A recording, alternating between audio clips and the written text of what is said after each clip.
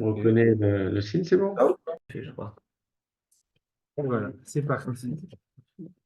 Erev Tov. Bonne soirée à tous. Nous avons ce soir un sujet que nous allons aborder grâce au Ohr HaChaim HaKadosh, une question posée par de nombreux commentateurs et qui est la suivante. Nous avons deux versets, un dans Shemot chapitre 3, un dans Shemot chapitre 5 et d'autres encore. Ubata ata vezikne Israël el melech Mitzrayim, dans l'ordre de mission de Moshe Rabbeinu, tu viendras, toi et les anciens d'Israël, El Melech Mitzrayim, pour l'instant vous n'avez pas devant vous le verset, donc tu viendras vers les enfants d'Israël, vers le roi d'Égypte, Ve'amartem elav, donc je suis dans le passouk, vous leur direz, Hachem Elokeh ha'ivrim, Dieu, le Dieu des Hébreux, Nikra alenu, ve'ata, nelchana derech shloshet yamim, bamidbar, ve'nizbecha Hachem Elokeh. Donc on a rencontré, si on peut dire, où il s'est présenté à nous. Nous, c'est Moshe, c'est Aaron, qui se présente devant le roi d'Égypte, Pharaon, au nom du Dieu d'Israël, au nom des Hébreux, et qui donne un ordre de mission, c'est d'aller et de prendre la route, une route de 3 jours dans le désert pour y apporter des sacrifices à Hachem, notre Dieu. Alors, cette demande de 3 jours est récurrente, donc il y a plein de versets qui le répètent, qui le disent. Et c'est ça le sujet d'aujourd'hui, c'est de savoir pourquoi avoir trompé Pharaon. Parce que vraiment, à un moment, on a pensé partir 3 jours. Je pense qu'on est tous conscients que dès le départ, il était question de partir et de quitter totalement l'Égypte. Alors pourquoi cette présentation? Nous allons faire 3 jours du tourisme sacrificiel, c'est-à-dire nous déplacer, sortir de l'Égypte pour aller apporter des sacrifices, hommes, femmes, enfants. À même un moment, le pharaon dit, mais s'il s'agit de faire des sacrifices, ben, les hommes ne doivent pas partir et les femmes restent là. Pourquoi partir hommes, femmes, enfants? C'est les hommes qui font les sacrifices, ils le feront pour leur famille. Et Moshe dit, non, non, il n'est pas question, on va partir tous, hommes, femmes, enfants, bétail, même tu vas rajouter toi-même de ton bétail. C'est vrai que cette présentation est étonnante. Et nous allons l'étudier dans les mots du Ohr HaChaim HaKadosh. Alors, vous avez la page Resh Nun Aleph, donc la première page que vous avez devant vous. Vous prenez sur le côté droit, vous avez un paragraphe qui commence par Shloshet Yamim. Shloshet Yamim, c'est plutôt vers la partie du milieu, vers plutôt la fin de la page. Le Ta'aman Shel. Alors, d'emblée, le Ohr HaChaim HaKadosh pose la question. Ta'aman Shel Dorim, pourquoi cette. C'est quoi le sujet, c'est quoi la raison? Chez Amar Ken, pourquoi est-ce qu'il a parlé de 3 jours? Letzad chez Amar Besamour Veshala Isha Mishechenta. Il s'agit de demander d'emprunter chacune chez sa voisine des objets. C'est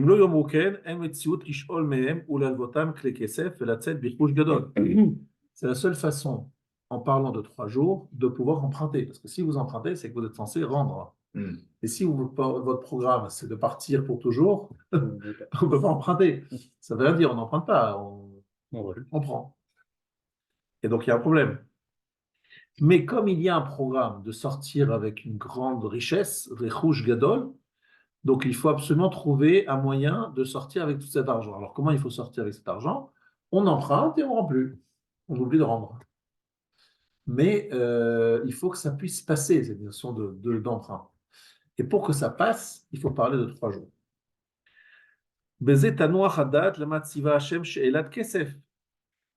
c'est comme ça que nous retrouverons la sérénité, Tanoach Hadad.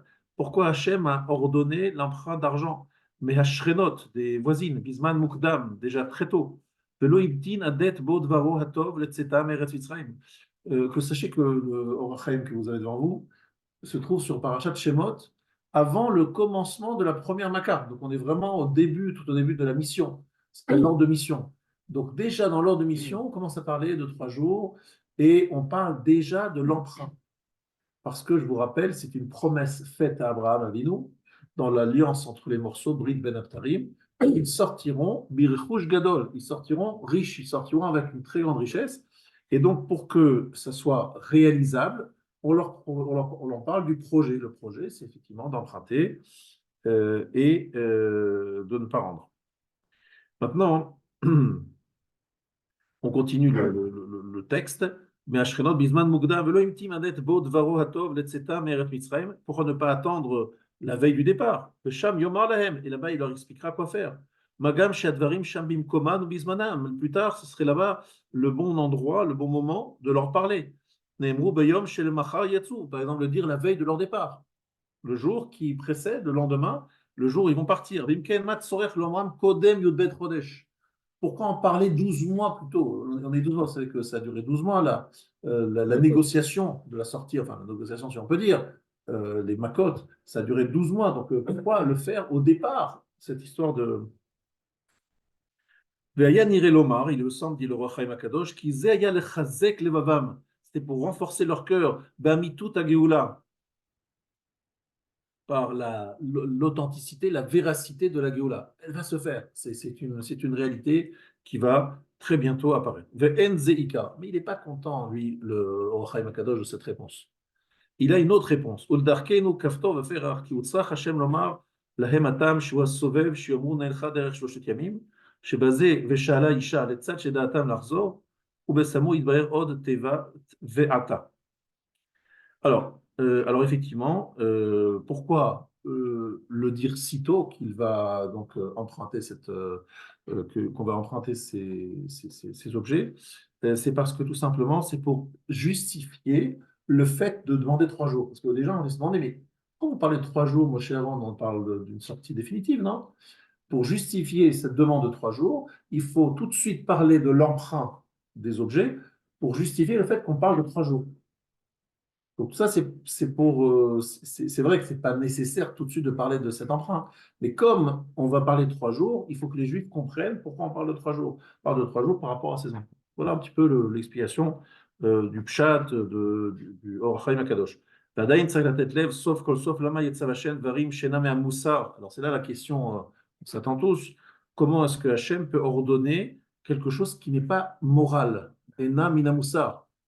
L'ignov da'atam, de tromper, voler leur da'at, leur esprit. C'est une expression qui s'appelle gnevat da'at. En fait, ça veut dire être hypocrite, dire des mensonges. Tout cela, c'est pas sympathique de dire que Hachem, il encourage son peuple à dire des mensonges. Là-bas, c'est pourquoi il faut un rouge gadol. Pourquoi il y a nécessité de sortir avec un rouge gadol? Alors, c'est une promesse faite à Abraham. Pourquoi? Il va l'expliquer par la suite, que c'est, dans quelques instants, il va l'expliquer. Alors, ben balichatam, ben be'ashalat chetzeem, que ce soit dans le fait de dire qu'on va partir que 3 jours, dans le fait aussi d'emprunter sans avoir l'intention de rendre, c'est pas non plus correct. Tu empruntes, c'est-à-dire que tu vas rendre. Pourquoi tu dis à des gens d'emprunter si tu n'as pas l'intention de le rendre? Qui colle à Maasé ou Mishpat Tzedek. Alors là, il ajoute le Rav, non, mais c'est quelque chose de juste. Il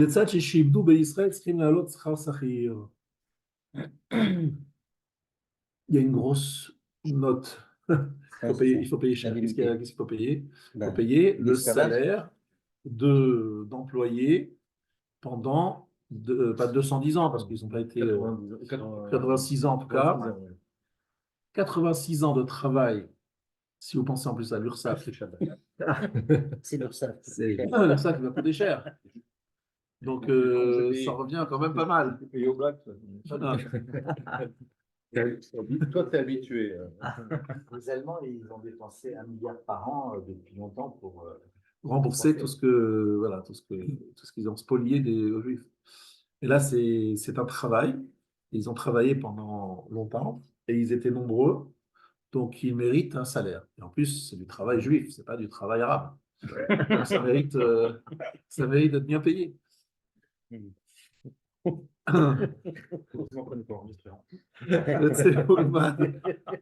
מתשובת איש ישראל המצריים, כשתבעו מהם כליהם אשר שאלו, אלא למה יעשה השם הדבר דרך עורמה?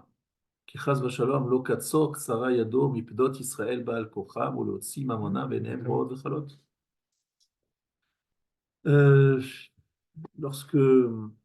Pourquoi est-ce qu'Hachem organise des choses de façon, on va dire, rusée, tordue, tortueuse?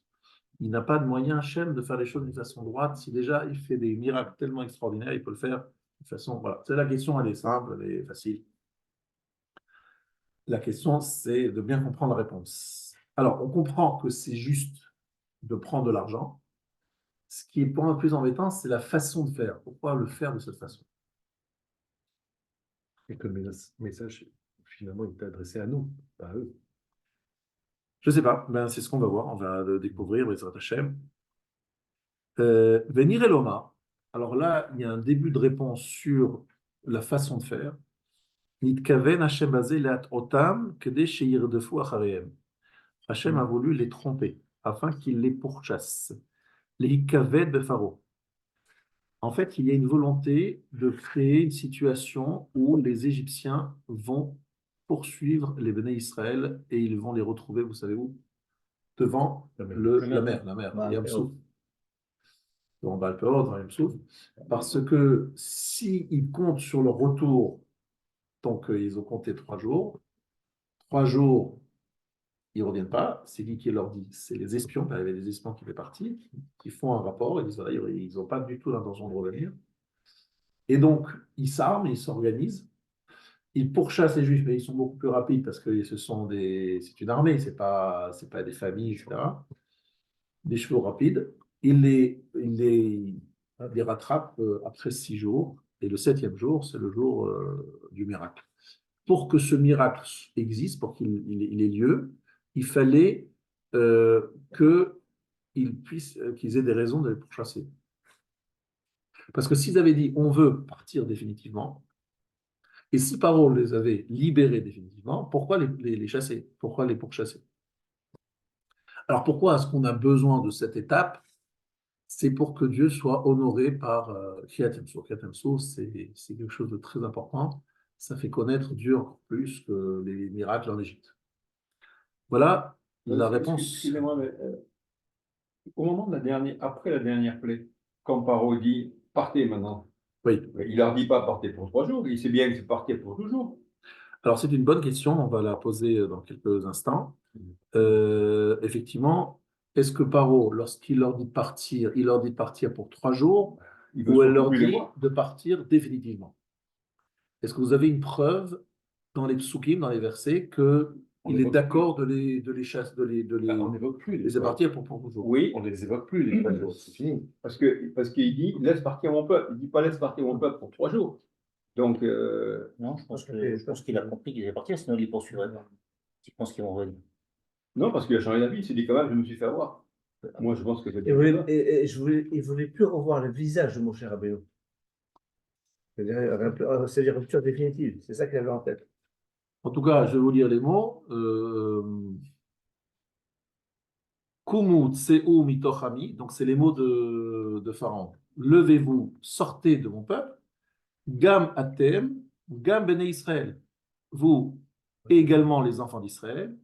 Ulechu ivdu et Hashem kedaberchem. Allez servir Dieu comme vous en avez parlé. Gam tsonchem, gam bgachem kechu. Prenez aussi votre petit bétail et le gros bétail. Kacher dibartem, comme vous avez. Donc il cite très clairement le projet des 3 jours. Et pour enfoncer un peu plus le clou, lorsque effectivement on nous dit que Paro change d'avis, il se dit voilà, je vais les pourchasser. Regardez les mots de la Torah. Je vous traduis. On fit savoir au roi d'Égypte que le peuple s'était enfui. Qui c'est qui lui fait savoir cela? C'est pas écrit dans la Torah qui leur parle. Qui le dit? Iktorin shalach imaem. C'est quoi Iktorim? Iktorim, ce sont des espions. Vekivan sheyiu le shoshet yamim, ça veut dire à chien. Lorsqu'ils sont arrivés aux 3 jours, chez Kavou, l'Elech, Belachouv, ils avaient fixé ce temps pour partir et revenir. Vera'u she'enan chozrim le Mitzrayim, ils observent, ils voient qu'ils ne reviennent pas. Baou vegidu le Pharaon bayom harevi, ils sont arrivés, ils ont raconté à Pharaon le 4e jour. Bachamishi ou bashishi ratfou acharem, le 5e jour, le 6e jour, ils les ont pourchassés. Velel shvi yardu layam, et c'est la nuit du 7e jour qu'ils sont descendus dans la mer. Beshacharit Amrou Shira. Voilà. En tout cas, il y avait un renvoi définitif. Là, Atosef dirait haute panaille. Je ne veux plus te voir. Donc il y a une rupture définitive. Alors, Non, mais lui, pas forcément le peuple. Non, mais Alors, en tout cas, il ne justement. voulait plus le revoir. Alors attention, vous posez des bonnes questions parce que je vais lire le prochain Rashi. Vayehafer. Donc, le cœur de Paro, c'est littéralement renversé. Nehfar mima shehaya, sheharei amar lahem kumu tseo mitoch ami. Il leur avait dit, levez-vous et sortez de mon peuple. Donc, il y a eu un volte-face, Nehfar, un four. Donc, d'un côté, il avait dit, partez faire 3 jours. D'un autre côté, il change d'avis, il dit, maintenant, finalement, vous devez revenir. Ça veut dire que finalement, il avait décidé de les renvoyer. Donc, c'est vraiment un sujet un peu, on va dire, trouble, n'est-ce pas? Mais je vais en plus aller dans votre sens, c'est qu'effectivement, au moment où il les renvoie pour beaucoup plus que 3 jours. Mais tout ça, c'est le sujet de mon cours, c'est d'expliquer justement cette question. En tout cas, ce que dit ici le Rav Or Chaim Akadosh, Rabbi Chaim Ben Attar, c'est de dire que l'idée de parler de 3 jours, c'est pour pousser l'Égypte, les Égyptiens, à pourchasser les Juifs qui ne respectent pas leurs paroles. Et en plus, je suis dans le chapitre qui commence par Vetimtsa ot lidvarenu. Tu vas trouver littéralement un signe pour confirmer nos paroles. Amor Hazal Shebime Ha'afela Kilu Israël Matspone Hamitzrim. Pendant la période du prochaine, de l'obscurité, les Juifs ont révélé les cachettes. Matspone, Matspone, c'est quelque chose qui est caché. Veyadu Otsrotehem Usgulotehem Vechevtsehem. Ils ont repéré leur coffre-fort, leur trésor pendant la période de l'obscurité. Et le jour où ils venaient emprunter, les Juifs et les Égyptiens ne pouvaient pas s'opposer et dire qu'ils n'ont pas, parce qu'ils disent, mais non, non, regarde là-bas, la commode, là-bas, en bas, la commode, le coffre-fort qui est caché derrière le tableau, là-bas. Donc, ils avaient tout repéré pendant la période de l'obscurité. Alors là-dessus, ça, le Roi Chaim Akadosh, Maré d'Abraham, lama l'on est alum az ve'en mevin dabar. Mais pourquoi ils ne se sont pas servis? On est pendant la période de l'obscurité. Les Égyptiens sont bloqués, ne peuvent pas bouger le petit doigt. Mais profitons-en, puisqu'on a repéré. C'est de gazelle. Eh bien, prenons, servons-nous. Voilà, c'est la question qu'il pose au Chaim Akadosh. Pourquoi ne pas se servir pendant la période de l'obscurité? Maré d'Abraham. C'est une expression, ça veut dire par le maître d'Abraham. Lama lonetalum az. Pourquoi n'avoir pas pris à ce moment-là ces objets? Ve'en mevin davar, personne ne l'aurait su. Et la vadaï shenit kaven Hashem shiasu que seder hazeh lirdof acharehem kanizkar ve'ikaven bahem. Parce qu'Akadosh Baruch Hu a voulu que Pharaon les pourchasse et qu'il y ait du kavod, que Akadosh Baruch Hu soit honoré par cette disparition totale des Égyptiens comme l'est le passage de la mer. Maintenant, maintenant, si tu analyses l'acte lui-même, Natlou Memonam, ils ont pris leur argent, et Nissou basé les Hatziladam et Shelom et Anas. Si quelque chose m'appartient, j'ai le droit de me servir chez un brigand, de me servir, même si je n'ai pas de tribunal. Je sais qu'il y a mon objet, il y a quelque chose qui m'appartient chez vous, et j'ai les moyens de me servir, ben je me sers. Parce que j'ai le droit. Et le droit, c'est quoi? Le droit, c'est que je dois être payé pour le travail que j'ai fait. Est-ce qu'ils l'ont pris ou c'est les Égyptiens qui l'ont donné? Alors, c'est les Égyptiens qui l'auront donné parce qu'ils sont venus emprunter. Mais la question était de savoir pourquoi est-ce qu'ils n'avaient pas le droit de se servir. Du vol. Justement, ce n'est pas du vol, dit-il, parce que ce n'est pas un objet qui ne leur appartient pas. C'est le paiement de leur travail. Oui, mais ça n'a pas été Si convenu. par exemple, un employeur. C'est ça, et puis ça n'a pas été prévu. Eh bien, vous vous trompez, en tout cas dans la loi juive. En iso basé, il n'y a pas d'interdiction. Les hatsi adam et shelo meha anas. Si un brigand qui vous vole votre filine, par exemple, il vole votre filine, et puis vous les retrouvez, mais il a le dos tourné, est-ce que vous avez un problème moral à lui prendre votre filine? Non, parce qu'on a le droit. On a le droit. Aucun problème, hein, je crois qu'il n'y a pas de problème. Donc vous retrouvez votre tableau volé, vous avez le droit de vous servir, non? Vous n'avez pas commencé à appeler la police. Mais là, rien ne nous appartenait. Ah, c'est ça le problème, c'est qu'il dit que tout nous appartenait en tant que paiement du salaire de tous ces autres. Le salaire n'était pas fixé. Alors, il n'a pas été fixé au départ, c'est vrai, mais en fait, oui, parce que Abraham Avinu, on lui a déjà promis qu'on sortirait avec Ça, c'est une promesse d'Hachem. promesse d'Hachem. Ouais. Donc, on est couvert par Hachem. C'est Voilà. ça qu'on peut prendre. C'est vrai que les Égyptiens, ils n'ont pas, vous l'avez dit, c'est qu'ils n'ont Eux, pas ils- demandé, ouais. si tu réfléchis en termes de morale, ils ne nous ont pas non plus demandé notre avis pour nous transformer en esclaves. On est C'est d'accord? comme aujourd'hui, le procès contre Israël, Voilà. on nous accuse de génocide sur un génocide sur lequel on a subi. Oui, bon, en tout cas, ce qui est sûr, c'est que là, d'après la loi juive, je récupère mon dû. Voilà, c'est ça. Donc Je ça veut récupère dire mon dû. que chacun doit aller prendre chez son employeur et pas chez celui qui est Ah à ouais côté. Non, je pose la question. Alors, Non, si je vais jusqu'au bout de la logique. Quoi? non, en fait, c'est compris, ce Non. sont des entités. Ah, En fait, il y a c'est Pharaon plus- qui est le patron. D'accord, Il met ok. en place des capots et D'accord. un service de recouvrement. recouvrement. Donc la dette est commune, l'indemnité C'est est la commune. formule, si c'est pas toi, c'est donc ton frère. Voilà, c'est ça. Pareil. D'accord, Voilà. ok. On s'en sert. Et Tseoulemad, mi Yaakov. Il va prendre une preuve de Yaakov chez Ma'arim, les Hatzil et Shelom, Yad Lavan Arami. Littéralement, il a rusé pour récupérer son dû de Lavan, l'araméen, parce que Lavan était un sacré fief et roublard, et bien il s'est débrouillé pour récupérer son dû. Et on a mis une preuve de la Gemara dans Yoma également, donc c'est permis. Imikesh, Itakesh. On peut être tordu avec les tordus.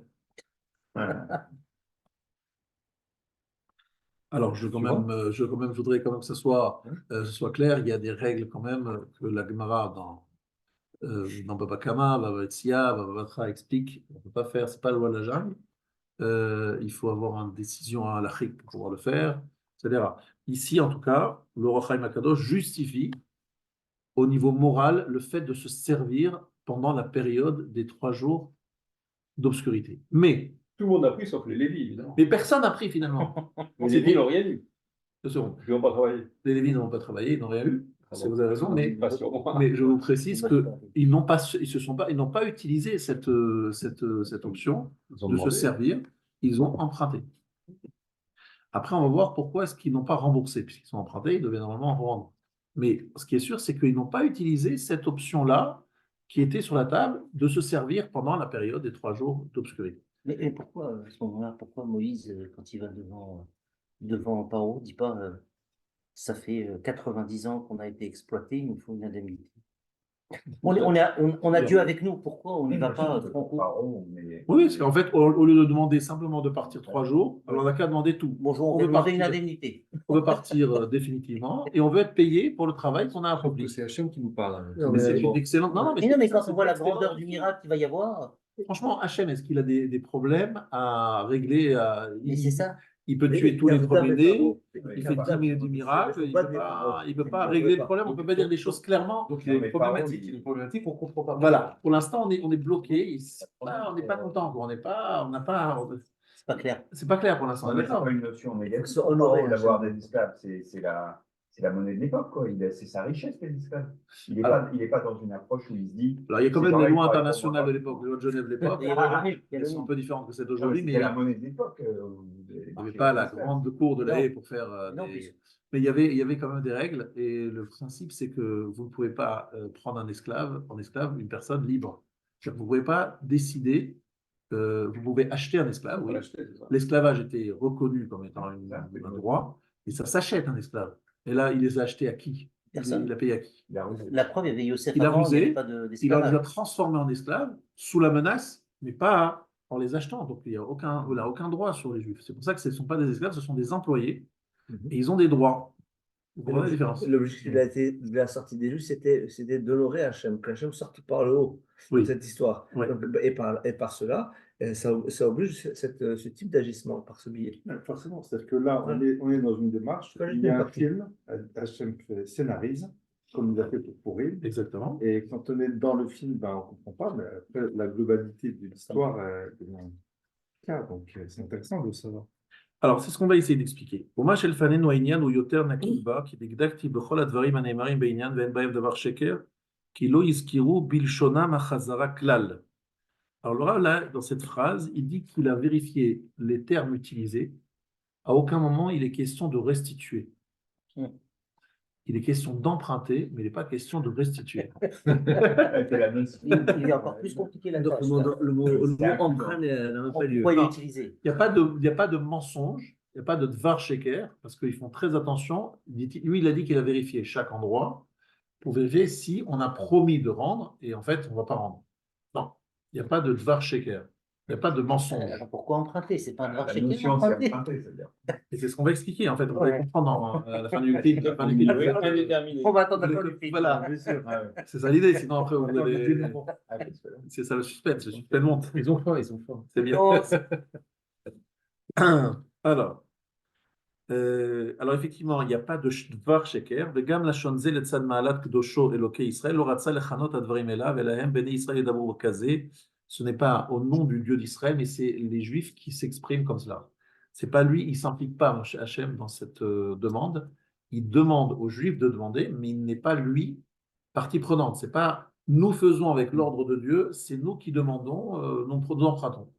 Dieu n'est pas partie prenante dans la démarche. Il inspire, il demande à Moshe de le faire, Oui. mais ils ne le font pas comme étant des envoyés, des émissaires de Dieu. Ils se présentent comme des gens qui empruntent sans parler d'Hachem. Attends, maintenant, ce sont leurs paroles, mais pas ceux d'Akadosh Baruch. Alors, je vais sauter un petit peu parce que sinon, on n'arrivera pas jusqu'au bout. Et puis, je pense que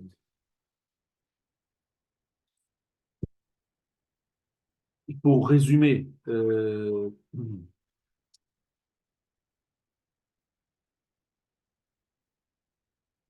l'approche du Rav Chaim Ben Attar se trouve résumée dans le chapitre qui se trouve à la page Resh Nun Bet, c'est-à-dire la page que vous avez tournée, et qui est dans la première partie. Vavinoti beimre noam beomro shalach et ami, renvoie mon peuple, veyachoguli bamidbar, et ils feront la fête pour moi dans le désert, qui kol dvarav tzedek ve'emet.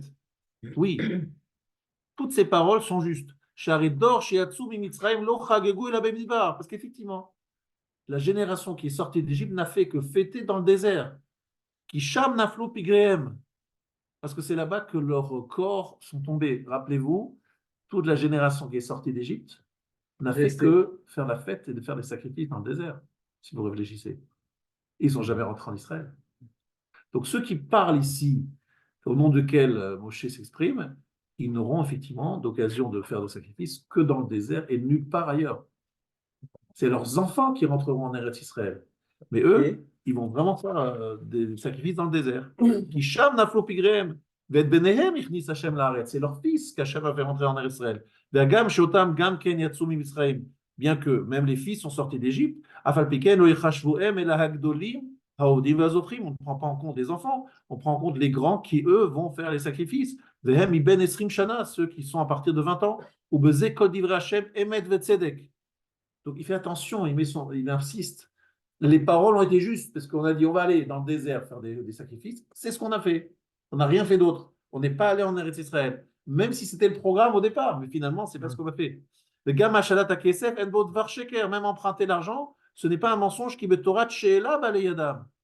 Mais ils l'ont emprunté, c'est vrai. Et là, sheikvu be'atiatam, ils l'ont gardé. Parce qu'ils ont des arguments. Keneged Srar Sachir she'avdu otam. Parce qu'ils ont travaillé. Et donc, ils ont le droit de garder ce qui leur revient. Je vais vous prendre un exemple très simple. Vous avez quelqu'un qui vous emprunte 100 000 euros. Et puis, il vous prête une voiture qui vaut 100 000 euros. Eh bien, vous vous dites, ben, c'est très simple, si tu ne me rends pas les 100 000 euros, moi, je garde la voiture qui vaut la même chose, ça tombe très bien. Il dit, attends, mais je t'ai prêté la voiture, mais quel rapport à la voiture, l'argent, etc. Mais ça, tout à fait. La voiture, elle vaut 100 000 euros, tu me dois 100 000 euros, rends-moi les 100 000 euros, je te rends la voiture. Mais tant que tu ne me rends pas la 100 000 euros, je ne te dois pas la voiture, je ne la rends pas. Donc, c'est un peu la même chose. J'emprunte des objets. Ah, vous voulez récupérer les objets? Ben, payez. Payez ce que vous nous devez. Vous ne voulez pas nous payer? On garde les objets. Donc, ce n'est pas un mensonge et ce n'est pas malhonnête. C'est la façon de le dire. Pardon? C'est la façon de le faire qui est étonnante. C'est exactement, c'est le moyen. Le fond, vous avez raison. Hein. Il y a pas Pour de... moi, c'est la réparation d'un préjudice. Parce D'accord. qu'encore une fois, il n'y avait pas un contrat. Comme tu l'as dit, ils ont. Un avocat qui parle. Non, il n'y a pas un contrat. C'est toi qui l'as dit. Tu as dit on a été pris en esclavage sans avoir été acheté. Acheter, voilà. Ok. Donc ça veut dire qu'il y a un préjudice que l'esclave subit, enfin que la personne subit. Il y a, oui, un préjudice, ouais. Voilà, donc il n'y a pas un accord sur C'est pas un préjudice, c'est en fait le paiement d'un salaire. C'est pas un salaire qui n'avait jamais été prévu par les Non, mais ça n'était pas prévu parce que tout simplement, les gens qui t'ont pris en otage. en otage n'ont pas du tout de règles de C'est ça. morale. Donc, Ils n'ont pas donc, pensé à on aucun fait moment la- qu'ils allaient payer. Exactement. Donc- Ils pensaient ni payer, etc. Mais ils voulaient en plus leur projet, c'était de faire disparaître le peuple juif. Ouais. N'oublions pas. C'était de réduire l'esclavage. Donc, on Puis fait la après, même chose. finalement, au fur et à mesure. Donc on se défend par les mêmes moyens, en vérité. Voilà. On utilise avec des gens tordus, des moyens un peu tordus, Ça me qui sont convient. des emprunts, mais qui ne sont pas restitués parce qu'on a une vraie dette. Ils ont une vraie dette envers nous. C'est le reproche de l'Afrique du Sud à Israël. Non, non. C'est ça. Non, je parle du procès. Mélange Je pas. parle du procès. Comment C'est ils- voulaient faire la même chose qu'eux, ils ont fait. Comment ils ont vécu 90 Mais ans je sans dis pas être que tu as payés? raison. Pas ça, que j'ai dit. Ils vivaient de quoi alors? 90 ans sans Ah bah, être payés, ils tu- vivaient comment? Alors, ils étaient nourris par les Égyptiens, Ah. ou bien ils trouvaient à manger comme cela, mais je crois qu'ils les nourrissaient aussi. Mais c'était vraiment de quoi nourrir un esclave pour survivre. C'était pas qu'ils leur faisaient pas des tables Ils étaient nourris, logés. logées, je ne sais même pas. Je sais Goshen. pas. Et Goshen, et Ils étaient à Goshen, Goshen, mascotte. ils avaient leur pays depuis Ouais. longtemps.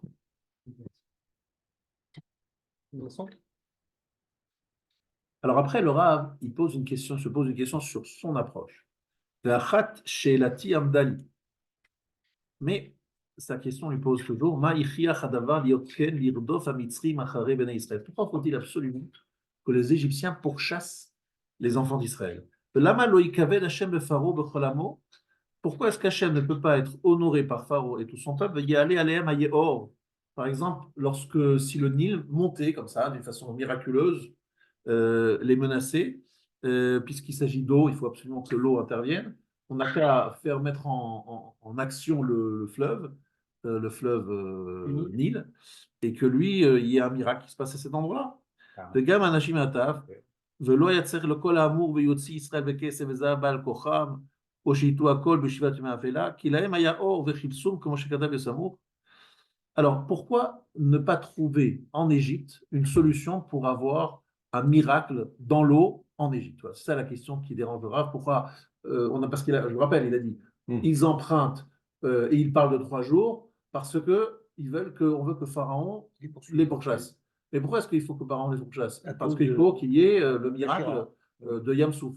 On ne ferait pas ça en Égypte avec le Nil. Les Matan Torah, il faut qu'il y ait Matan Torah aussi derrière. Non, Matan Torah, on oui, va pas c'est on va vrai suite. que Mais ça pourquoi aurait faire pu- Kriyat Yamsouf? À quoi ça Oui. sert Kriyat Yamsouf? On aurait pu faire Kriyat le Nil. Ouais, Kriyat Nil, par exemple. Ah, mais c'est vrai, Exactement. pourquoi- Kriyat Nios.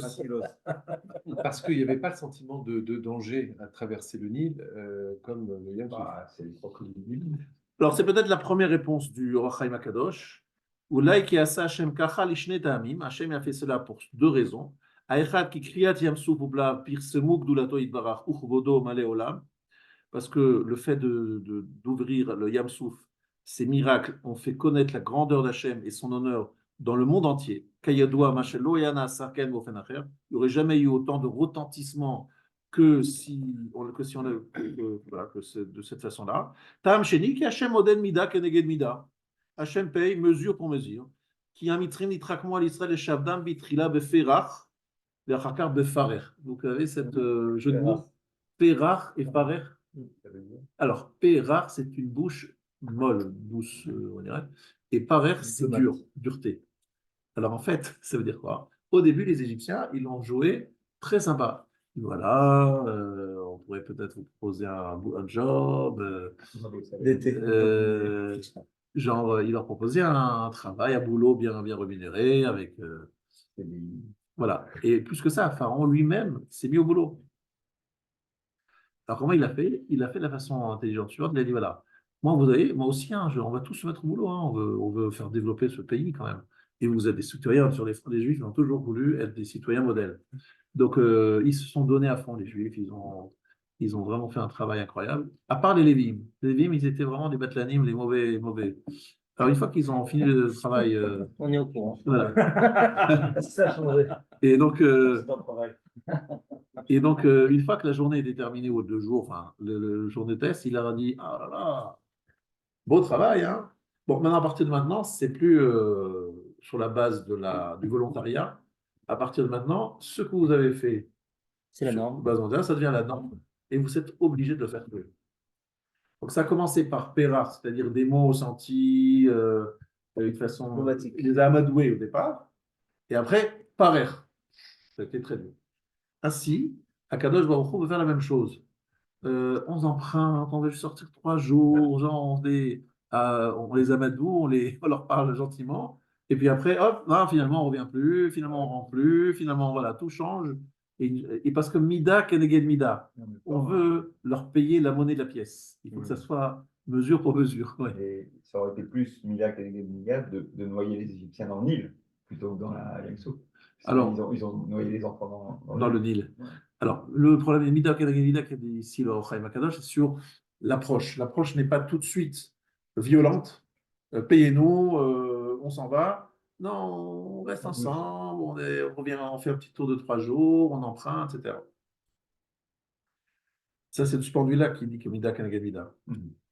Maintenant, c'est vrai que ce que vous dites, c'est écrit par la suite. Vous avez deux autres pages. Le Nil, c'est une dimension, le Nil, c'est une dimension égyptienne. Yangtze, c'est une dimension mondiale. Donc, le Shemar d'Akashbourg, le caveau d'Akashbourg est plus retentissant. C'est ça l'objectif. On parle de l'État. Donc, on reste toujours dans ma question pour qu'il y ait La besoin de Mida. sortir avec de l'argent. Pourquoi? Avec un raison, je serais de quel intérêt? Il y a des mots. Alors ici, Construire le Mishkan. Ah, et là, dans les pages suivantes, le Ror Chaim Akadosh, donc il y a un deuxième Ror Chaim Akadosh que vous avez en photocopie, qui se trouve non pas dans Parashat Shemot, mais dans Parashat Béchalach. Et là-bas, il fait remarquer quelque chose de très intéressant, et j'aimerais que vous me donniez votre avis. Il est vraiment médagdé, qui fait attention aux mots. Dans les mots, c'est écrit Daber el Bnei Israël, parle aux enfants d'Israël, ils s'installeront ici. Va'amar Paro l'Ivnei Israël, Nevuchimhem ba'aretz. Paro dit au sujet des enfants d'Israël. Ils sont littéralement emprisonnés dans le pays. Le désert s'est refermé sur eux. Mais qu'est-ce qu'ils disent? Vayugad le Melech Mitzrayim ki barach ha'am. On fit savoir au roi d'Égypte que le peuple s'était enfui. Et là, on n'utilise plus le mot Béné Israël, mais le mot ha'am. Et ici, le roi Chaim Akadosh, il a une idée géniale. Quelle différence est-il entre Béné Israël et le ham, les enfants d'Israël ou le peuple? C'est quoi cette bon, c'est le peuple contre le peuple. mais il n'est pas tribal. Il n'y avait pas une différence quand on utilisait ce terme dans la Torah, c'était le Erev Rav. Et Bravo, c'était ça. bravo. Efshar lomar le'av ha'maram, ki ha'am ou erev rav. En fait, il y avait une stratégie très, très maligne de la part de Pharaon. Il s'est dit, je vais leur envoyer des Égyptiens pure souche, qui s'appellent les erev rav, et c'est eux qui vont me garantir le retour des enfants d'Israël après 3 jours. Il ne les a pas laissés partir comme ça, avec simplement des espions. C'est qu'il a envoyé, il a encouragé des Égyptiens à les suivre pour garantir leur retour après 3 jours. Mais là, il se rend compte qu'il va Raham, que le Erev Rav, il a tourné sa veste. Lui aussi, il ne veut plus revenir. C'est des Égyptiens. Ils ne veulent plus non plus revenir. Et là, il est embêté fort. Vous comprenez? C'est là où il change d'avis. C'est intéressant. C'est les mots Aham ou Erev Rav. Ou Perouche Akatouf Kachou. Voici l'explication du verset dans la page Shin. Vayuga le Melech Mitzrayim ki baracham. Il a été dit au roi d'Égypte que le peuple s'était enfui. Perouche Aham Asher Shalachu im Israël, que lui a envoyé avec Israël. La page Shin, et c'est 10 lignes avant la fin de la page, du côté droit. Il les a envoyés pour qu'ils ramènent les enfants d'Israël au bercail. C'est eux qui se sont enfuis. Qui c'est? Le Erev Rav, les Égyptiens, qui auraient dû être les garants du retour des enfants d'Israël. Eux aussi, ils partent. Et là, il voit rouge. Voyez à faire le Paro. Chez Nichamou, al cherche Lachoum, il regrette de les avoir envoyés. Pérouche la âme. Il n'a jamais voulu renvoyer Israël. Mais par contre, il a envoyé le Ham. Et il dit, oh là, mais j'ai fait une erreur stratégique grave. Je pensais que ce Erev Rav resterait fidèle, que lui ramènerait les enfants d'Israël. Et je vois que non, que le Erev Rav, il a tourné sa veste, que lui aussi, il veut partir. C'est un point commun avec Hachem. Hachem aussi est embêté par ce Erev Rav, puisqu'il a fait la remarque à Moshe plus tard. Alors finalement, le Erev Rav, il sera malheureusement quelque chose d'extrêmement négatif pour nous. Jusqu'à aujourd'hui, il y a des Neshamot du Erev Rav dans le clan d'Israël. Et c'est un vrai problème.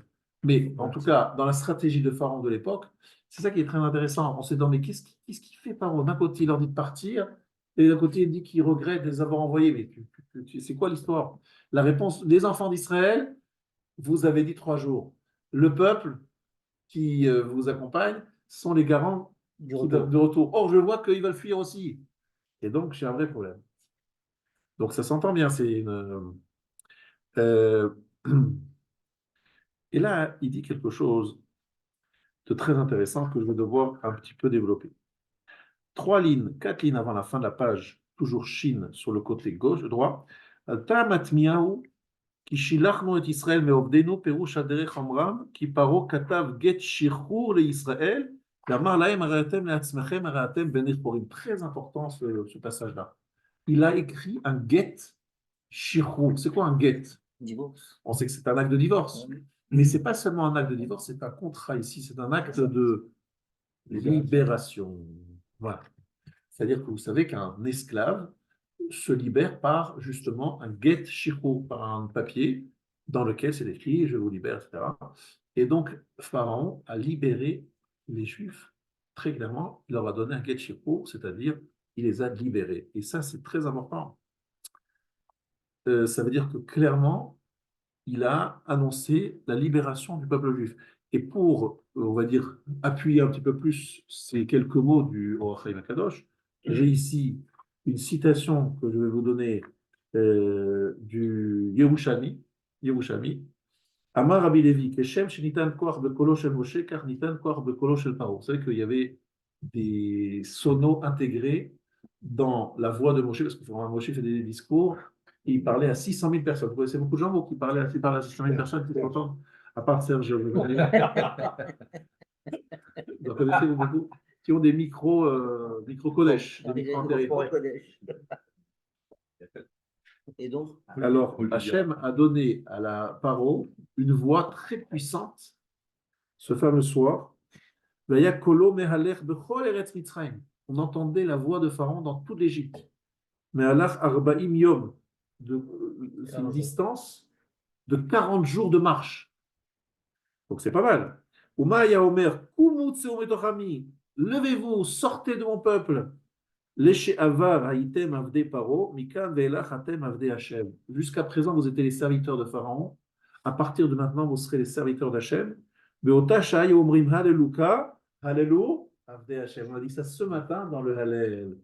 Alléluia. Alléluia. Avde Hachem. Vous vous rappelez? C'est les premiers mots du Hallel. Qui a dit cette phrase? Eh bien, c'est Pharaon. Qui a dit aux Juifs, le soir du Seder, louez Hachem, louez-vous serviteurs d'Hachem. C'est-à-dire en fait qu'il les a déclarés officiellement libérés. Donc là, on a un vrai problème. C'est que Pharaon libère officiellement, et en plus il a une voix très puissante, tout le monde a entendu, les Juifs ce soir-là du Seder. C'est pour ça que le soir du Seder est tellement important. Mais alors c'est ça bizarre. Alors si tu les libères, pourquoi tu vas les chercher alors? mais c'est ça. Ils Ils ont plus le statut d'esclave. C'est plus des esclaves. Non, c'est la question du Or HaChaim HaKadosh toujours.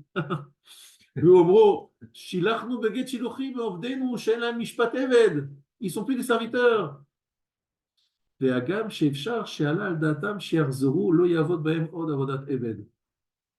il voulait qu'ils reviennent, les Juifs, quand même sans être des serviteurs. Le travail juif, La bracha. c'est la bracha. Peut-être qu'il va les payer maintenant, il va en faire des employés, mais il ne veut pas qu'ils partent. C'est de la main-d'œuvre. C'est la main-d'œuvre. Il n'avait pas l'intention de les rendre esclaves parce qu'il les avait libérés. Mais par contre, les ramener au bercail pour qu'ils travaillent, mais de ce point-là, sans avoir le statut d'esclave. Les ramener ou les tuer? En tout cas, c'est ce qu'il présente lui. Il dit à ses serviteurs, on va les récupérer, on va les ramener et on va y gagner. D'abord, il y a l'argent qu'on va récupérer et puis on va récupérer du... Parce qu'on n'oublie pas les premiers. En fait, entre-temps, il y a eu des plaies quand même. Il y a la mort des premiers Égyptiens. C'est quand même à la suite de ça que... Effectivement, ils ont peur des Juifs, mais ils se disent, mais peut-être gardons-les avec nous. Ils sont dangereux si on les traite en esclaves, mais si on les traite plus en esclaves, il n'y aura pas de problème, ils vont rester avec nous. D'accord? Alors, en fait, le Or HaChaim HaKadosh, j'ai besoin de le. Je vais essayer un petit peu de le compléter. Vous me permettrez de le compléter un petit peu. Ce complément d'explication, je l'ai trouvé dans un livre qui s'appelle Zman Cherutenu, écrit par le Rav David Cohen, Rosh Yeshivat Hebron, et qui rapporte un certain nombre de commentateurs qui vont un petit peu étayer, expliquer, et nous donner peut-être une explication qui, je l'espère, va vous satisfaire avant la fin du cours. Et la personne qui va peut-être nous sauver, il s'appelle le Nachalat David. Qui c'est le Nachalat David? C'est l'élève, peut-être un des meilleurs élèves de Rav Chaim de Volojine. Donc c'est un grand maître de l'époque du 19e siècle, puisque Rav Chaim de Volojine a connu Napoléon, vous le savez. 19e siècle, un grand maître, il a écrit les drashot, Bet David, ce sont des drashot. Et il dit quelque chose de très très intéressant pour expliquer les notions des 3 jours. On sent qu'il y a quelque chose qui nous échappe dans ces 3 jours, c'est quand même bizarre. Et il dit la chose suivante, tout simplement, il n'était pas possible pour les Juifs de partir pour plus que 3 jours. Pas Dans possible. leur tête. Non, pas dans leur tête. Matériellement. Pas matériellement. Vivre. Justement, pas matériellement et pas dans leur tête. C'est pas ce que dit le Nachal David. Il dit parce que tout simplement, vous savez que chaque peuple, il a son sar, c'est-à-dire son prince, Son ministre, protecteur. son ministre, un ministre spirituel. Sa valeur fondamentale. Oui, mais qui a une représentation dans le ciel. Voilà. À chaque fois, je suis étonné de voir lorsqu'on traverse une frontière, tout de suite, vous voyez des différences entre l'instant où vous traversez la frontière, vous dites, mais on est à 2 pas, et puis les gens ils sont différents ici. Là. Ils ont une autre nature, ils ont une autre façon de vivre, etc. Alors évidemment, lorsqu'on arrive en Suisse, c'est très impressionnant. Moi, je me rappelle toujours, lorsque j'atterris à l'aéroport de Zurich, pendant longtemps, j'ai passé par Zurich, je pouvais m'asseoir par terre et manger, poser mon pain par terre, pas une seule, pas un brin, de saleté ni de truc, ça brille, ça brille. Mais ce que je veux dire, c'est que c'est la nature de chaque peuple et on va dire est mis en place par cette force spirituelle qu'on appelle le Sar. Il faut savoir que le Sar Shel Mitzrayim avait une emprise sur le peuple juif. Parce que le peuple juif s'appelait Goy Mikerev Goy, c'est-à-dire un peuple à l'intérieur d'un autre peuple. En clair, on était complètement phagocyté. On était comme un oubar, comme un fœtus dans le ventre de sa mère. Le Nachalat David nous dit Odenu lo shavu bitshuva shlema lachem. Les Juifs n'avaient pas fait tchouva shlema, donc il n'était pas question pour eux de pouvoir sortir de l'emprise égyptienne au moment de la sortie d'Égypte. Ils n'étaient pas du tout, ils n'étaient pas à Val-Sofon, il y avait un autre problème. Il n'était pas possible d'ordonner à Pharaon de renvoyer les Juifs définitivement pour leur liberté. Il avait des droits, il pouvait en faire des serviteurs. Parce qu'il avait un sar, une force, ce ministre-là qui avait son influence sur Pharaon. Et ce sar voyait dans le ciel que les Juifs, ils ne méritaient pas de sortir. 3 jours, d'accord. 3 jours de sortir de l'emprise égyptienne pour faire des sacrifices, bon, ça passe.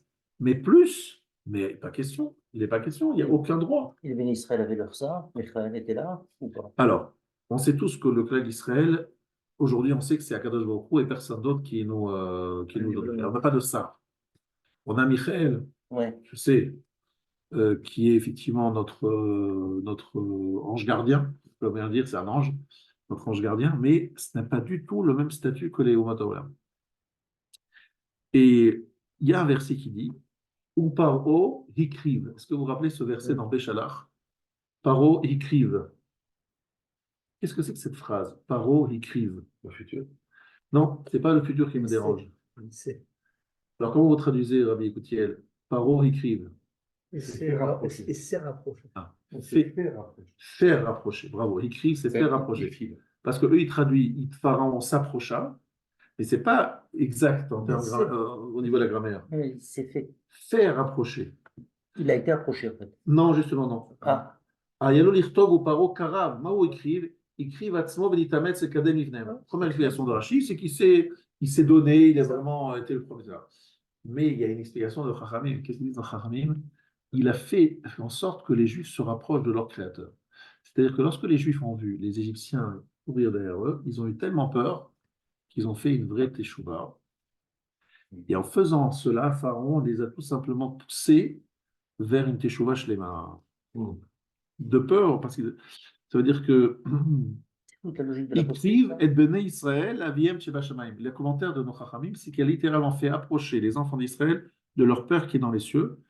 Et là, le Sar Shemitzrayim baisse les bras et dit là, je n'ai plus d'emprise sur eux, parce que comme ils ont fait tchouva, moi, mon emprise se termine.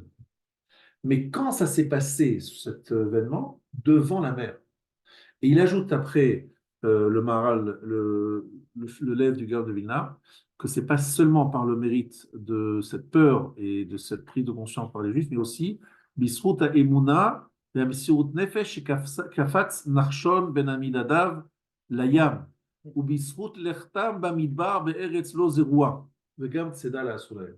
Il y a deux mérites qu'il rajoute, le fait que Narshon s'est jeté dans l'eau, le fait qu'effectivement ils ont eu peur, donc ils ont prié Hachem avec beaucoup de sincérité, le fait aussi, c'est ça très important, c'est qu'ils sont sortis dans un désert sans avoir de provisions. En fait, ils sont passés d'un statut, d'un lien indirect avec Hachem, c'est ça le syndrome d'Israël, un Alors, statut direct. En fait, Akadosh Baruch Hu a voulu que la sortie d'Égypte se fasse en deux étapes, parce qu'il fallait faire mûrir dans le cœur des Juifs quelque chose qui n'était pas encore mûr le soir du Seder, qui est Messirut Nefesh, le dévouement pour Hachem, la Emouna en Hachem, la croyance, la confiance en Hachem, le fait de partir dans un désert sans ressources, le fait d'être dans la mer et de se jeter à l'eau, et la peur de Pharaon qui nous pourchasse, et on se dit, mais on va faire quoi? Et là, les Juifs ont fait le choix.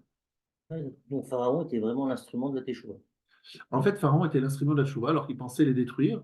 Ils étaient tout simplement forcés à faire tchouva par la menace qu'ils représentaient, parce qu'ils ont vu, ils ont vu qu'ils étaient menacés. Ils voyaient que ce n'était pas évident que la mer s'ouvre. Je vous rappelle que la mer, elle dit Alléluia, Vodazara, les deux sont idolâtres. Donc, tout cet événement-là les ont perturbés et ils ont fait une prise de conscience et là, ils ont fait tchouva. Et donc, lorsqu'on dit 3 jours, c'est parce qu'il ne peut même pas parler de plus que 3 jours, même si Pharaon dit oui.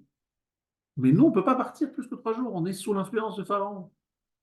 On n'a pas la force spirituelle nécessaire pour rester plus de 3 jours, sans influence égyptienne. Vous vous rendez compte? Et pourtant, ils reviennent. Parce qu'ils reviennent vers Ramsès. Lorsqu'ils traversent, ils reviennent vers Ramsès. Ils reviennent en Égypte.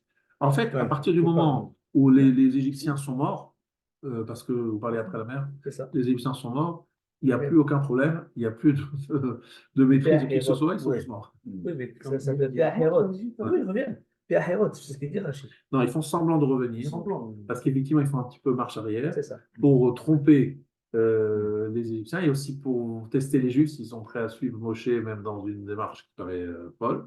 Effectivement, ils font quelques kilomètres en arrière. Et effectivement, ça peut être mal compris. Ils reviennent vers Pitom. Mais c'était pour tromper les Égyptiens, qui se disent, oh là là, ils ne savent plus où ils vont, ils zigzaguent, on va facilement les avoir. Donc les Égyptiens sont très sûrs d'eux, très convaincus.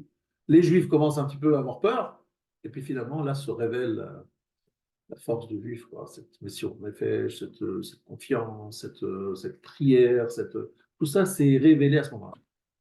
En fait, devant une situation très désespérée, les Juifs se révèlent, prennent vraiment conscience, et là, va éclore quelque chose qui est en fait la libération totale des Juifs. Mais cette libération ne peut pas se faire dès le soir du Seder, parce qu'il n'en est pas encore mûr. Et tout cela, le Nachala David explique en nous disant que les 3 jours, ce n'est pas par hasard. Il ajoute ici que le Ramban, dans le commentaire sur le verset dans Devarim chapitre 4, Upen tissa enecha hashamayma, de peur que tu lèves tes yeux vers le ciel, veraïta, et tu verras, Hashemesh, le soleil, Ayareach, tu verras la lune, et Akochavim, les étoiles, Kol tzva hashamayim, toute l'armée du ciel, Venidarta, tu se perdras, Vishtachavit alahem, et tu te prosterneras à eux, Vavadtem, et tu vas les servir, Asher Chalak, Hashem Elokecha Otam, le Cholamim. C'est quoi Chalak? C'est dans Devarim chapitre 4, C'est pas glissé. verset C'est pas 19. C'est un mot difficile à traduire, très franchement, c'est pas difficile à fait ou traduire. dispersé ou- Non, c'est pas Et- glissé. Alors, moi, je vais vous donner l'explication, parce que ça vient du mot Chelek. Chalak, c'est-à-dire lisse. Ah, Chelek, c'est une part. Ah, c'est ça. Et regardez ce que dit Rambam Nachmanide. Qu'est-ce qu'il dit à Nachmanide? Ukvar pirashti, asher chalak Hashem Elokecha itam lechol hamim, ki lekulam kochav umazal ugvoim alehem malachei elyon. Ça veut dire qu'Akadosh Baruch Hu a donné un chelek, c'est-à-dire une part, une force spirituelle qui dirige ces différents peuples. Ubavurken yasulahem Elohim mehem vayavdum. C'est pour ça qu'ils font des idoles. Parce que ces idoles sont la représentation de cette force spirituelle qui effectivement les dirige. Vous comprenez? Alors que nous, on n'a personne. Parce que nous, effectivement, on n'a pas du tout de mazalot, etc. ואתכם לקח השם ויוציא אתכם מכור הברזל ממצרים להיות לו לעם נחלה כיום הזה כי אתם חלק השם, vous êtes la parcelle השם, לא תקימו עליכם שר או עוזר זולתו, il n'y a pas de שר ou de d'aide, כי הוא הוציא אתכם מכור הברזל, c'est lui que vous avez sorti. Et justement, comment est-ce qu'on est sorti? Ce fameux jour où Paro nous a libérés et nous a dit, vous n'êtes plus mes serviteurs. Vous n'êtes plus mes serviteurs, donc vous n'êtes plus sous l'emprise du Sar Shel Mitzrayim. Mais en fait, ce n'était pas vrai. Même après le guet. Même après le guet, il a lui libéré, mais eux sont pas mais libérés. eux ne sont pas libérés. Donc le Sar d'Égypte a En fait, il toujours faut la prise. comprendre, réaliser que ça s'explique aussi d'une façon très facile, très logique. C'est pas parce que vous avez été par miracle sorti d'un endroit que vous n'êtes pas sous l'influence énorme. Vous avez vécu 210 ans dans un pays avec un chef comme Pharaon qui est brillant, qui dirige le monde entier. Vous êtes sous influence. On le voit pour le peuple noir aujourd'hui, encore se sentant esclave. C'est même l'hégémonie C'est de- très dur de américaine. changer de mode, quoi. Vous êtes esclave, vous êtes esclave d'un grand pays, et du jour au lendemain, on vous dit voilà, vous êtes libre, quelque part, vous continuez De la même manière. de la même manière, parce que Ouais. vous êtes voilà, c'est ce que C'est vous la avez violence toujours américaine connu. aujourd'hui. C'est la même chose, c'est la même logique. Tout ce que vous avez connu. Donc en fait, ce qui se passe, c'est très simple. Lorsqu'on leur dit de demander 3 jours et pas plus, c'est parce qu'on sait que les 3 jours vont se transformer, c'est vrai, en plus, mais le demander maintenant, ce n'est pas du tout possible. Les Juifs ne sont pas capables de sortir plus de 3 jours. Ils ne sont pas prêts à ça. On n'y arrivera pas. On n'y arrivera pas plus que 3 jours. déjà, Mais une fois qu'ils ont sorti 3 jours, alors ça ne marche pas non plus, ça ne fonctionne pas. C'est parce que les Égyptiens vont les pourchasser, qu'ils vont avoir cette peur, cette pression, et là, effectivement, ils vont en sortir. Une grosse partie va rester, en plus. Déjà, avant de partir, il y en a 4/5 qui sont restés. Sur le 5e qui est parti, ils ont aussi rapidement envie de revenir et ils sont assez fragiles. Et lorsque se trouve le moment de passer devant la mer, il n'y a que Narshon et Aminadav qui lancent, après les autres suivent. Mais vous voyez, il n'y a pas beaucoup de monde qui est prêt à se jeter à l'eau. On peut vraiment parler de jeter à l'eau, c'est exactement le terme qu'il faut utiliser. Mais tout ça, ça vient d'une chose très importante. Ça vient du fait que nous sous-estimons le fait que il y a ce qu'on appelle des sarim, des forces spirituelles qui dirigent les peuples. Et lorsqu'on est dans ces peuples pendant si longtemps, on fait comme Oubar, vous imaginez un fœtus dans le corps de sa mère, combien il est influencé par sa mère. Il reçoit tout de sa mère. Nous étions en Égypte comme un fœtus, il fallait nous sortir de cet endroit, mais même une fois que le Oubar il est sorti, il faut couper le cordon. C'est ça. Et ça a pris plusieurs jours. Il y a un lien avec les 3 jours quand ils séparent la lecture de la Torah le lundi, le jeudi, le samedi. C'est cette espèce de période où on n'est pas relié à la Torah. Alors, l'origine Moins relié à la Torah. de lire effectivement la Torah tous les 3 jours, c'est lié à la paracha de Béchalach, dans laquelle sont écrits qu'ils ont cherché pendant 3 jours de l'eau velo matsumaim. Et on nous dit que El Maïm et la Torah, c'est en fait après avoir passé la mer, et ils avaient vécu un moment spirituel intense, une expérience extraordinaire, et ils étaient frustrés parce que c'est un peu nous lorsqu'on vit un moment intense. même spirituellement, même Yom Kippour, ça peut des fois vous manquer. Je sais pas. C'est jamais. Oui, bah oui, bah, Peut-être, bien non? sûr. Mais cette idole, c'était Baal Sephon. C'est justement, c'est quelque chose qui est caché. Ils étaient encore sous influence, en fait. Ils étaient sous influence, c'est Baal sûr. Sephon, c'est ça. Vayelchu shloshet yamim bamidbar, velo matsumaim. C'est juste après le Shema. Donc, suite à cela, le Zohar nous dit, c'est qu'en fait, ils avaient vécu une expérience spirituelle tellement extraordinaire qu'ils cherchaient de l'eau, cherchaient. Donc, comment on va les désaltérer? Alors, effectivement, il y a de l'eau, l'explication première, mais il y a aussi l'enseignement. Vayori ou Hashem etz, sham samlo chok mishpat. Il leur enseigne la Torah. Et là, ils se trouvent en un. Ça y est, on a un petit peu de Torah, on se retrouve désaltéré. Et donc, c'est les 3 jours. Il ne faut pas laisser 3 jours sans. Parce qu'un juif, il ne peut pas vivre 3 jours sans Torah. Ça remplace le miracle, la violence du miracle qu'ils ont vécu. Alors, effectivement, le miracle de l'Égypte, en fait, il faut comprendre qu'en fait, c'est très intelligent comme façon de sortir. Sortir les Juifs d'Égypte, c'est plusieurs fois écrit Yad Razaka. Vous avez vu le mot Yad Razaka, il est partout. C'est pas facile de sortir les Juifs d'Égypte. Pourquoi? Parce qu'ils sont phagocytés, sous influence. Et ça ne peut pas se faire comme ça d'un coup. Il faut le temps, il faut déconditionner. Parce que vous avez compris qu'une fois qu'ils sont sortis physiquement d'Égypte, alors déjà, c'est plus facile de leur parler. En plus, ils ont des épreuves où ils doivent montrer leur confiance en Hachem, et c'est pas évident. Hein. À ce moment-là, ils commencent vraiment à sortir d'Égypte. C'est le évêque d'Ivry qui ne veut pas être libéré. Voilà, exactement. Il dit non, je reste encore, etc. Il ne veut pas être libéré. Le syndrome Le syndrome de Stockholm, Stockholm. par exemple, aussi, voilà, exactement. Donc finalement, si on vous pose la question, finalement, on a emprunté, on a dit des bobards, hein, on a raconté des histoires, on a emprunté, on a dit qu'on partirait 3 jours, etc. C'est en fait parce que il faut comprendre qu'on n'a pas autre chose à demander. On ne peut pas demander plus. Hachem nous prépare. Mais une fois qu'on a obtenu tout ce qu'on a obtenu au moment de la sortie d'Égypte et après les 3 jours, etc., là, on peut passer à l'étape suivante et de se libérer totalement du carcan égyptien.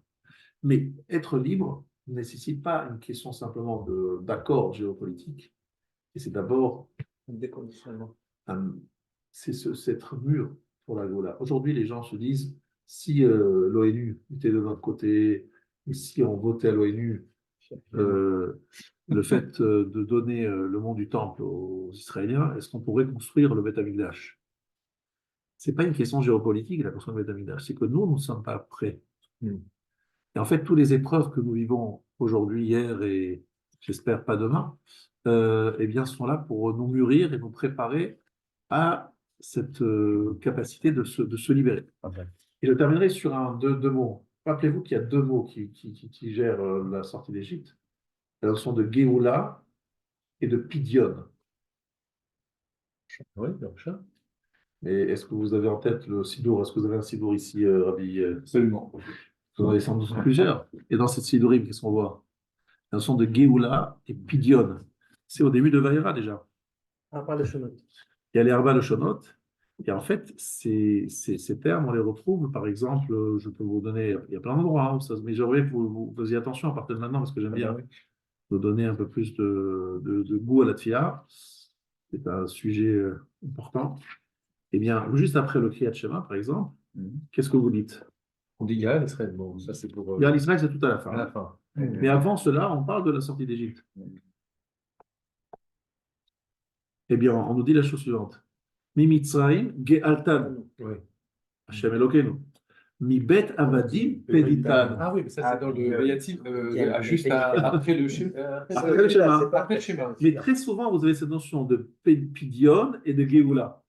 Qu'est-ce qu'il dit le Rav? Il dit qu'en fait, Pidion et Géoula, c'est deux choses différentes. C'est quoi les 2 choses différentes? C'est qu'en fait, d'abord, votre statut juridique. Suis-je encore esclave ou pas? Le soir de la sortie d'Égypte, Pidion, on a été racheté. Il dit, vous n'êtes plus mes esclaves, vous êtes les esclaves d'Hachem. Bon, pour montrer qu'on est les esclaves d'Hachem, qu'est-ce qu'on fait? Brit Mila et Korban Pessah. C'est une façon de montrer notre allégeance à Hachem. Mais il faut d'abord qu'on soit libéré de l'autre esclavage. Il faut qu'on passe à nouveau. Mais après, d'accord, mais on n'est plus esclave, dans le sens où on n'a plus le statut d'esclave, mais on a peut-être toujours l'obligation de travailler. Ce n'est pas la même chose. Un esclave, c'est un statut d'esclave. Mais lorsque vous êtes dans des règles, des obligations, vous n'êtes pas esclave, mais vous avez des obligations. parce que, par exemple, vous devez, par rapport à des dettes que vous avez, vous devez travailler, même si vous n'êtes pas esclave, vous n'avez pas le statut, mais vous avez des dettes. Donc, il fallait d'abord sortir de ce statut d'esclave, et après arriver à une Géoula totale. Et ça, c'est au Kriyat Yam-Suf. Et le soir de la sortie d'Égypte. Le soir, c'est-à-dire, on change de statut, on n'est plus esclave, C'est pénible. mais on n'est pas encore libéré du travail de l'Égypte. Ouais, ok. Voilà, il y a Pidion et Géoula, rappelez-vous, et vous le trouverez ici dans les quatre Leshonot. Il l'a acheté ou racheté? Alors, Veotseti etrem mitachat sivlo mitzrayim, je vous ferai sortir du service de l'Égypte, Veitzalti etrem avodatam, Vegaalti etrem. Il y a Géoula et faire sortir du sivlo mitzrayim. Voilà, Rabotai, en retour, Magnifique. votre shiur. Ça nous a fait plaisir. Est-ce qu'on peut dire qu'on a emprunté, on a utilisé la même méthode que les Égyptiens parce qu'on était toujours sur l'influence du Sar égyptien? On a utilisé la même méthode qu'eux, on faisait comme eux. Exactement. C'est ça, c'est lui. C'est fou, il était caché, c'était l'inconscient qui était complètement conditionné. Et ça, c'était. Et la notion de pilier,